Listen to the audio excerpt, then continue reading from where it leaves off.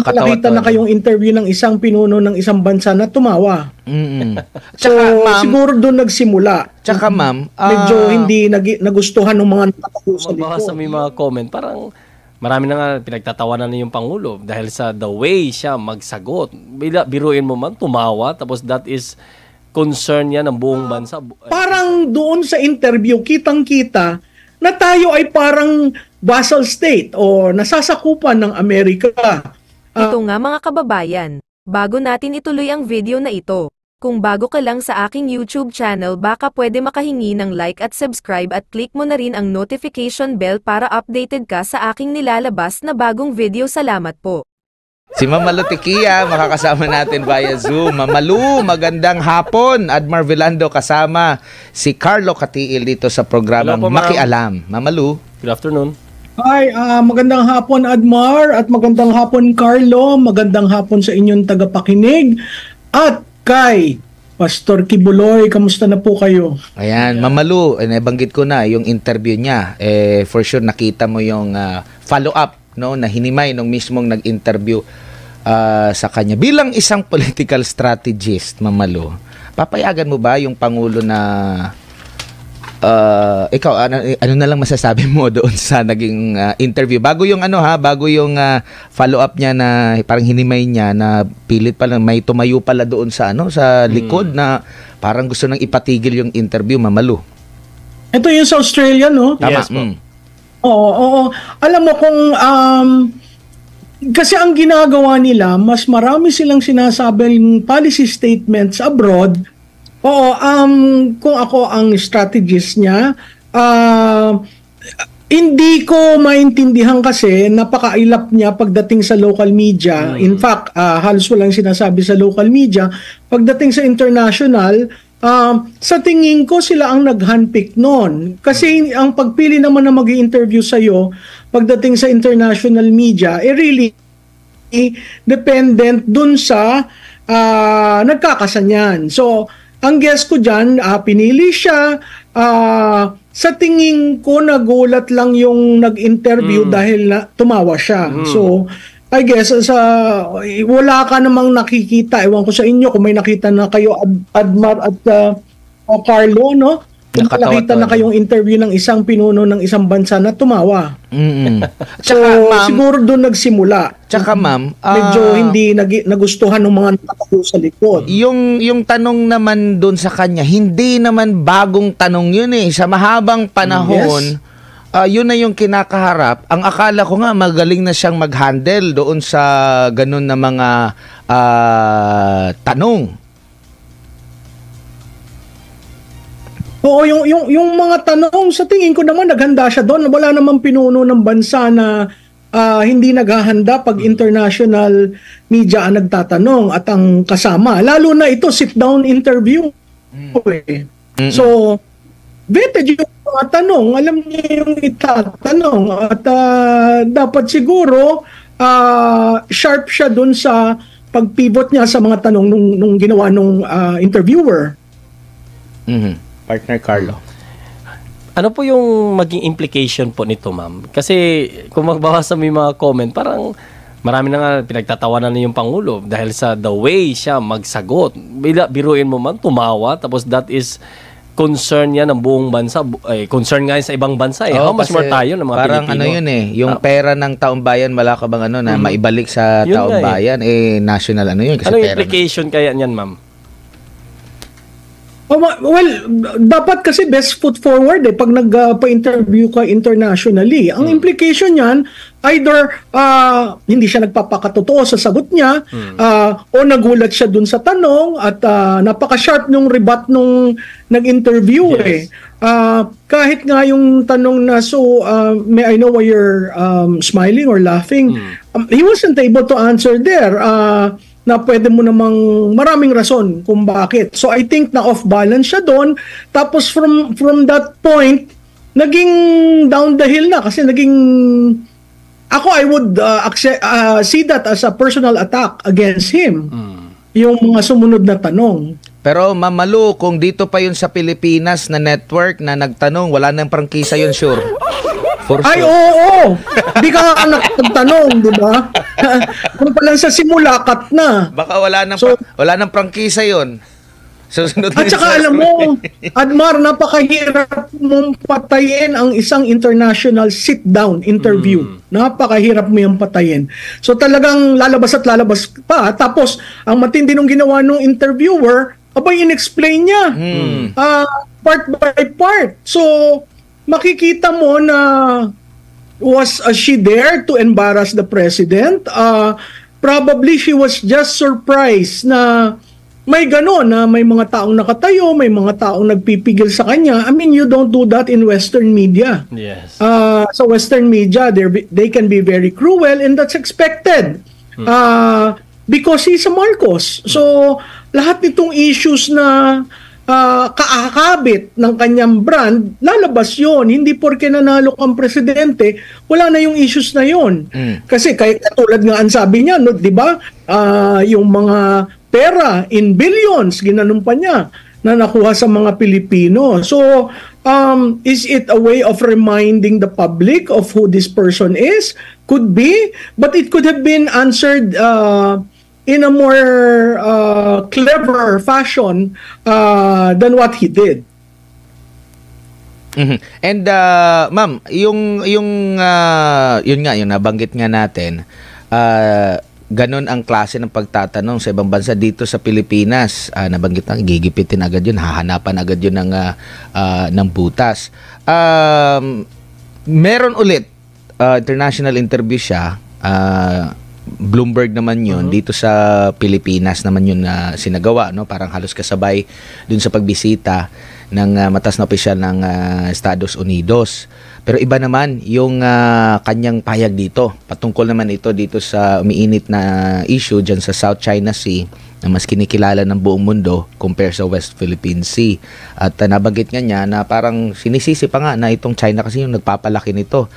Tumataas yung banta. Anong masasabi mo ukol dito, ma'am? Well, Admar, unang-una, yung mga interview sa Western media, ang dating sa akin is they are trying to improve the name kasi ini-introduce siya sa global, no? Ang pagkabit natin sa Estados Unidos, nagiging paraan na umiikot siya, nag-explain siya ng American policy sa kaso ng Pilipinas. So nagiging modelo, quote-unquote, ang Pilipinas kung paano ang relasyon sa isang superpower. Tatandaan natin, Admar, ang tatlo lamang bansa ang may geopolitical power. Yan ay ang Estados Unidos, ang China, at saka ang Russia. Makikita natin dun sa sagot niya, I am not here to poke the bear. Ibang-iba sa mga binigkas niya dito sa atin at sa ilang instances na natanong siya ukol sa China. Tatandaan natin, tayo ay neutral Nanggaling tayo sa isang neutral. Hindi ko sinasabi na ang dating administrasyon pro-China. Ang sinasabi ko lamang neutral. Kasi inalis na natin ang base militar. No? Noong 1992, naalis na ang base militar. Supposedly independent and non-aligned tayo. At kaya nga ang ating pampapalakas ay nasa ASEAN kasi yun ang regional. Okay? So itong nangyari na sinabi niya sa Bloomberg na yung existential threat, sinabi niya word na existential. Medyo nagulat ako doon kasi ang ibig sabihin ng existential threat, pag umabot tayo sa level na yun, mamamatay tayo. Hindi tama na sabihin mo yun sa isang bansa na may kalayaan at may soberenidad. Yung bang nangyayari sa South China Sea ay existential threat o ginagawa lamang na existential threat that would lead to the call for the MDT. Yung MDT, hindi rin yan sigurado. Doon sa interview na ginawa niya sa Bloomberg, sinabi niya, ironclad. At ine-echo rin yun ni Secretary Blinken. Ironclad ang MDT. Ang kailangan nating tatandaan, alam po nyo, ang proseso sa Amerika, bago ka lumaban, dadaan sa Kongreso. No? Yung Ukraine, dumaan sa Kongreso. Yung Israel, dumaan sa Kongreso. Bakit po? Mag-aalat po sila ng pondo para sa gerang yon. So, napakahirap mong isipin na ang reliance ng ating soberanidad at ang ating pagiging bansang Pilipinas ay depende sa isang bansa, Estados Unidos. Parang doon sa interview, kitang-kita na tayo ay parang vassal state o nasasakupan ng Amerika. Nung sinabi niyang it is not poking the bear, ano ho ba yung pinagkasimula ng ating bangay ngayan? Hindi ho ba yung banggaan ng mga bapor? Hindi ho ba yung rotational? Oo, nandyan na yung ruling ng UN. At hindi pinakikinggan ng China, that is their right, at tayo in-invoke natin, that is also our right. So, kung ganong hindi magkasundo, kailangan negotiations, no? Kung hindi natin kaya ang bilateral, country to country, siguro multilateral. Kaya diyan pumapasok yung ASEAN, no? Sa ASEAN, nagsalita na ang Singapore, nagsalita ang Malaysia, at nagsalita ang Indonesia.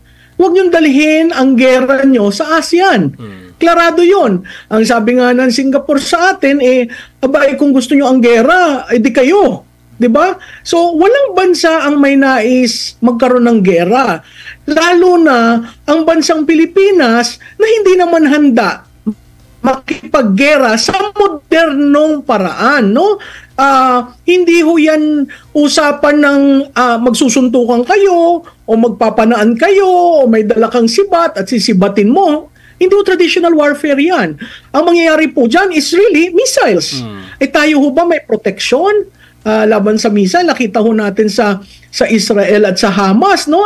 Ang Israel may shield. So pag ang Hamas nag-launch, nababaril yung missile, tayo po wala.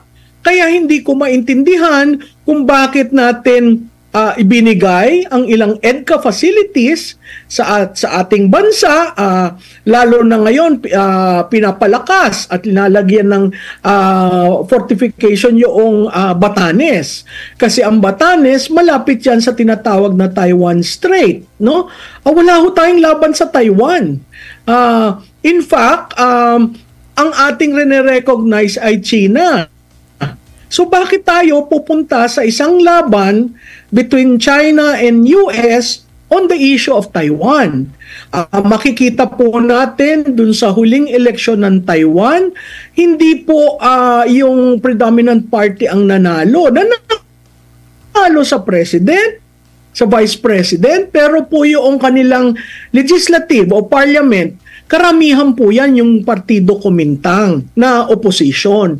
So, bakit tayo papasok sa isang issue na meron naman tayong problema sa Pilipinas? Kaya ang parati kong panawagan, tayo po ay pursigihin natin ang kapayapaan at ilagay natin ang kung ano man yung energy ng ating mga leader sa internal. Kasi may issue tayo ng internal alam naman iniisip mo makipaglaban ang mga Pilipino nagugutom, hindi nakakabili ng bigas, parang maling-mali naman yung prioridad doon. Ngayon, kung yung pagsalta mo sa US ay dahil maire-release yung pera ng mga Marcos, yun ay usapin ninyo, hindi usapin ng bansa.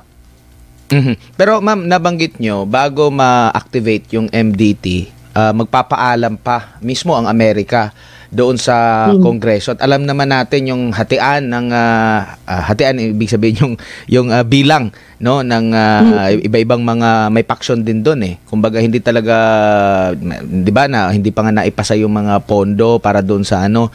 So hindi mo masasabi agad-agad na solido na susuporta all the way ang pamahalaan ng Estados Unidos. Ganon din po ba, ma'am, ang protocol dito sa Pilipinas? Kailangan din na sumang-ayon muna yung ating Kongreso, yung dalawang kapulungan sa pag-activate nito, sakali man na lumala yung tensyon. Kasi isa sa ground ng declaration of war is the ability to declare martial law. So may instances sa Constitution sa saligang batas ukol dun sa when can you invoke the declaration of martial law. Kasi sa martial law, ma'am, voting jointly pa naman yun, ma'am. Voting jointly. Tama ka dyan, Admar. Lahat ay voting jointly, no? So, wala na. Kung ay kung tayo sa sanib, at tatandaan nyo ha, wala tayong kongreso na nagkaroon ng sa panahon sa ating kasaysayan na nag-declare ng gera.